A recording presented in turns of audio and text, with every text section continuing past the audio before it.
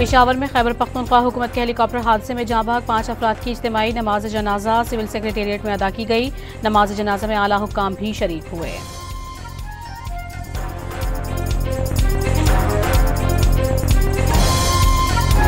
खैबर पख्तूनख्वा में बारिशों और सैलाब और लैंडस्लाइडिंग से जाँ बहक अफराद की तादाद 332 हो गई। सबसे ज्यादा 208 अफराद सिर्फ बोनेर में लुकमया चल पड़े।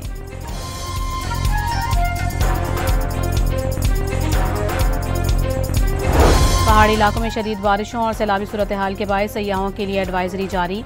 मुतासरा इलाकों में सफर से गुरेज करने की अपील।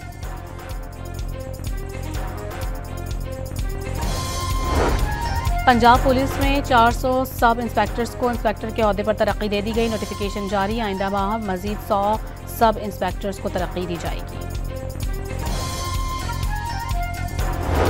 सियालकोट के इलाके साहूवाला नहर के करीब कार ट्रेन की जद में आ गई। एक शख्स जाँ बहक साथ ही जख्मी हो गया।